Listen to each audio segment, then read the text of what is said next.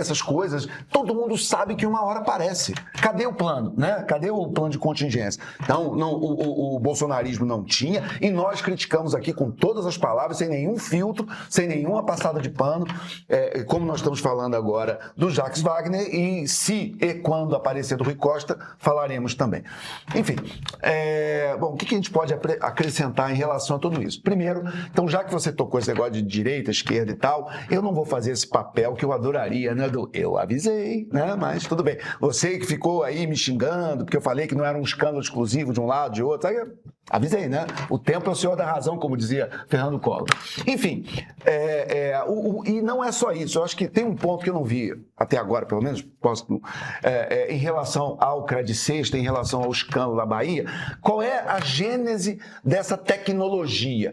É o empréstimo consignado, né? E aquela relação entre a compra do que era a cesta do povo, o cartão onde o servidor da Bahia comprava alimento subsidiado. Enfim, você já deve ter lido isso em algum lugar, mas se não, comenta aí que a gente explica em detalhes como é que foi feito isso. Mas o que eu não vi até agora, uma relação que eu acho que tem que ser feita essa tecnologia é a mesma do Mensalão, é a mesma do Banco Rural e do BMG. Eles faziam o quê? Eles tinham o crédito consignado, o NACE, por medida provisória em 2003, no primeiro ano do governo Lula 1, esse crédito consignado. E por que é importante isso? Porque o crédito consignado é um empréstimo com risco zero. Zero. Para o banco, para quem fornece o crédito consignado é descontado direto da folha de pagamento do servidor público. Não existe a menor possibilidade daquele empréstimo não ser pago. Então, para quem está emprestando e empresta, por exemplo, na época, a 2% a 3% ao mês, e no caso do Credit Sexta, a coisa chega a 5%, 6% ao mês. Isso é transferência de dinheiro do Estado para entes do mercado financeiro. E esses caras, eles devolvem esse dinheiro em propina. Isso aconteceu no Mensalão, no caso do BMG, no caso do Banco Rural, e a gente viu isso, e as evidências que estão aparecendo são muito parecidas com a mesma tecnologia. Então também não tem nada de fortuito. Entendeu? Não tem nada de coincidência do que aconteceu ali na Bahia, que é muito, muito parecido com o que a gente viu lá no começo do Mensalão, BMG, Banco Rural. Enfim, se você não lembra, pode ser que não, vai lá no Google, dá uma olhadinha, você vai lembrar desse caso inteiro. Então, eu me lembro na época do Mensalão, você deve lembrar também, que quando essas coisas começaram a aparecer, uma das 20 narrativas é dizer, na verdade, aquilo foi criado em Minas Gerais, pelo PSDB de Minas Gerais e tal. Eu falei, bom, então agora cabe ao bolsonarismo, vai dizer também, então foi criado na Bahia o escândalo do Master, entendeu? Não, é todo mundo, todos os corruptos, ninguém tem que jogar essa conta no colo de ninguém. É um escândalo ecumênico, é um escândalo... O que tem que ficar disso, e eu vou bater sempre nessa tecla, é o seguinte, o maior escândalo o Brasil está vendo, o que de certa forma todo mundo mais ou menos sabia, mas assim, o Brasil está vendo que Brasília estava à venda. Todo mundo, todos os lados, os partidos, Brasília estava e está à venda. E se alguém chega com dinheiro suficiente, compra.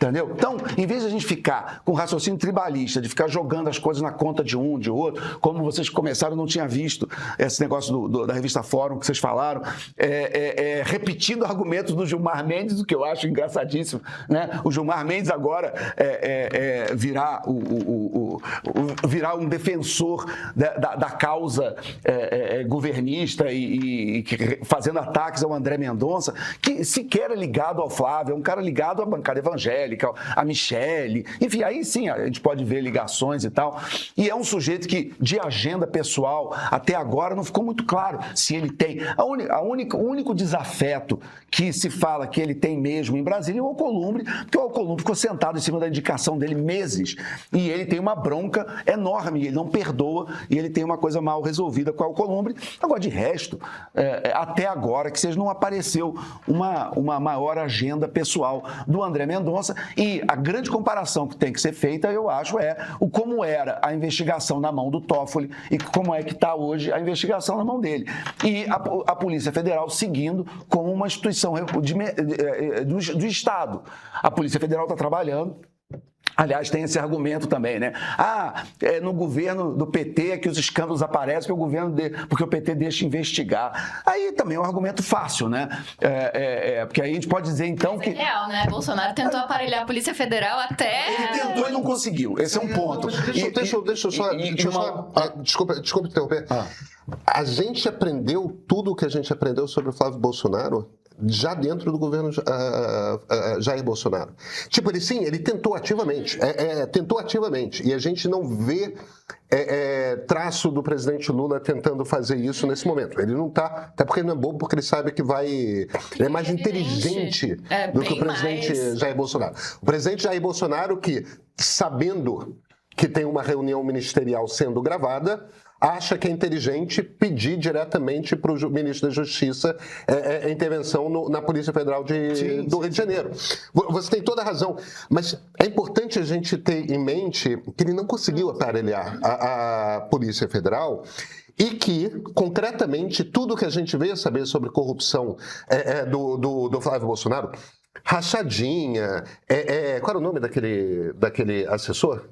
O Queiroz, os imóveis todos comprados, tudo isso a imprensa divulgou durante os anos do governo Bolsonaro, porque foi vazado pela polícia.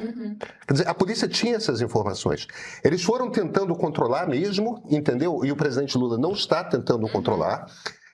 Isso tudo posto. Ele não conseguiu sequer nomear o Ramagem, ele tentou botar o Ramagem, a justiça, o Alexandre de Moraes impediu, enfim.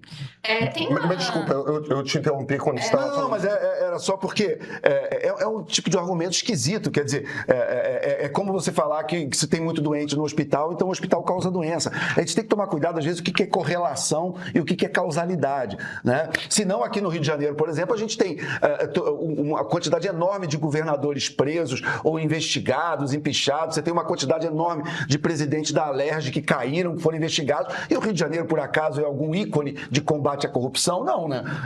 Porque aqui a coisa acontece muito mesmo. Então, se acontece muito, aparece muito, né? Então, enfim, e aí eu volto ao meu ponto inicial. Quer dizer, o que aconteceu na Bahia e que está sendo revelado agora é muito parecido com outras coisas que nós já vimos, e o caso do consignado, o que a gente viu no Crédito Sexta é muito parecido com o que a gente viu no Mensalão. Então, isso aí não...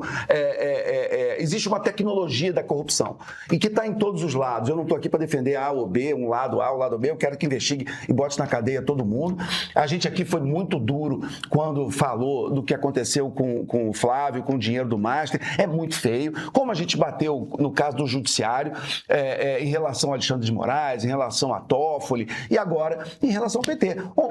Brasília estava à venda. Esse aqui era meu ponto e isso que está aparecendo. E talvez, quando essa poeira baixar em algum momento, a grande reflexão que a gente tem que fazer como sociedade é como é tão fácil comprar quem você queira em Brasília.